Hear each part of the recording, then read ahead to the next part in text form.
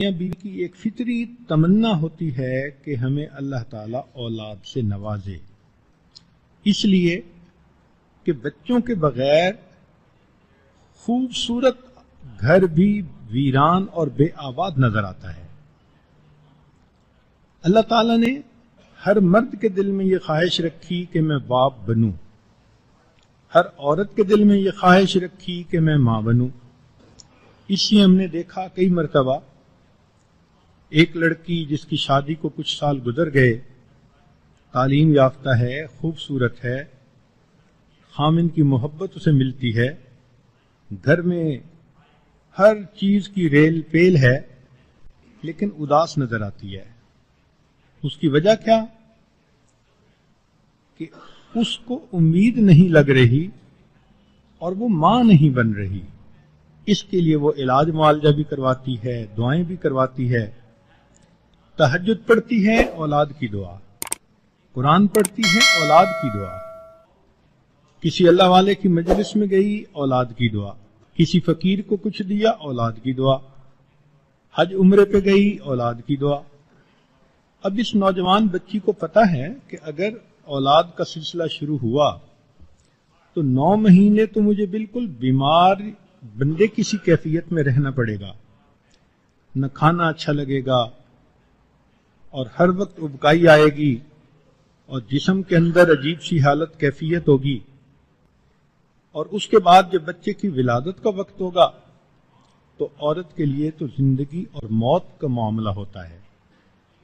پھر اس کے بعد اس کو پتہ ہے کہ بچے کی خاطر مجھے 2 سال کم از کم سلیپ لیس نائٹس گزارنی پڑیں گی، لیکن وہ یہ ساری تنگی برداشت کرنے کو تیار ہے اور دعائیں مانگتی ہے، اللہ مجھے اولاد کی نعمت عطا فرما۔ اسی لیے کہتے ہیں کہ بیٹا نعمت ہوتا ہے اور بیٹی رحمت ہوتی ہے۔ اس کے لیے انبیاء نے بھی دعائیں مانگی۔ قرآن مجید میں ایک نبی علیہ الصلوۃ والسلام کی دعا، رب لا تذرنی فردا وانت خیر الوارثین۔ حضرت زکریا علیہ الصلوۃ والسلام نے جس طرح اولاد کے لیے دعا مانگی اور جتنی عاجزی سے مانگی، سورہ مریم کی ابتدائی چند آیات پڑھ کے آنکھوں سے آنسو نکل آتے ہیں کہ یوں کہہ رہے ہیں، رب انی وہن العظم منی، اے اللہ میری ہڈیاں بوسیدہ ہو گئیں، واشتعل الرأس شیبا، اے اللہ میرے بال سفید ہو گئے، لیکن اس کے باوجود ولم اکم بدعائک ربی شقیا، اے میرے پروردگار ابھی بھی اپنی دعاؤں کے قبول ہونے سے مایوس نہیں ہوا۔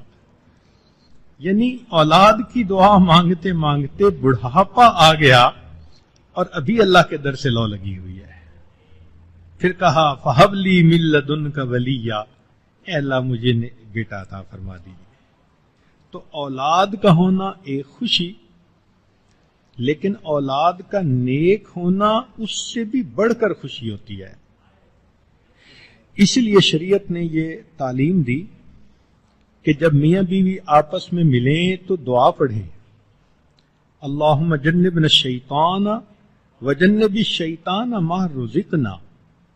حدیث مبارکہ میں آتا ہے کہ جو میاں بیوی ملاپ سے پہلے یہ دعا پڑھیں گے، اللہ تعالیٰ ان کی اولاد کو شیطان کے مکر سے بچائیں گے، اولاد نیک ہوگی۔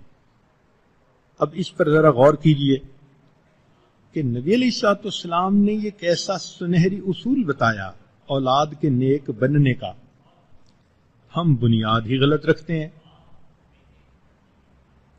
کئی لوگ تو اس طرح غفلت کی حالت ہوتی ہے کہ گانے لگے ہوئے ہوتے ہیں، فلمیں چل رہی ہوتی ہیں۔ شریعت نے ہمیں اس بات کی تعلیم دی کہ ہم کون سے اعمال اپنائیں تو خود بھی نیک بنے، اولاد بھی نیک بنے۔ اسی لیے انبیاء کرام نے نیک اولاد کی دعائیں مانگی۔ ایک نبی علیہ السلام نے دعا مانگی، رب ہب لی من الصالحین۔ ایک جگہ فرمایا، ہب لی من لدنک ذریۃ طیبہ۔ تو معلوم ہوا کہ ان مقدس ہستیوں نے بھی اللہ سے ایسی اولاد مانگی جو نیک ہو، سیدنا ابراہیم علیہ السلام کی بہت ساری دعائیں قرآن مجید میں منقول ہیں.